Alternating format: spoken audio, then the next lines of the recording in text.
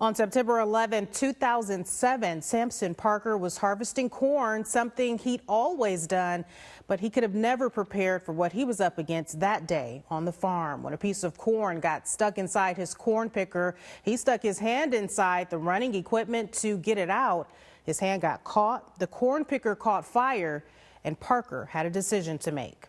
At first it scared me, and I was cussing and screaming. Looking back on the day of the accident more than a decade ago, Samson Parker describes the moment he realized he was in grave danger after a corn stalk got stuck inside his corn picker. And me, instead of just pulling it out, taking the time to pull it out, I went around and turned the corn picker on, stuck my hand in there while it was running, and the corn picker pulled my hand up into the rollers and I got stuck. Now caught and fighting to free his hand for the next hour and a half, his arm was only being pulled in deeper. I finally realized, hey, I may die here. Parker was forced to jump into action once that corn picker caught fire. Being on fire will make you do stuff you would think you'd never ever do. I didn't want to burn to death there. And my family come and find me dead in the back of that corn picker. He pulled out his pocket knife and decided he'd have to cut off his arm if he wanted to live. The pain when the knife, when it hit the nerves in my forearm, it was a lot of pain. I remember that pain to this day. Parker would recover at the Augusta Burn Center for the next 3 weeks and spend several more weeks at home, along with his wife, who took off from work to be by his side. You know, I'm not going to kid you, there was some dark days. I was so down on myself for doing something so stupid and for causing so many people so much heartache, so much lost time at work. It took some time. First, his arm had to heal from the burns, but once we did get the prosthetic arm, then it was just a different story.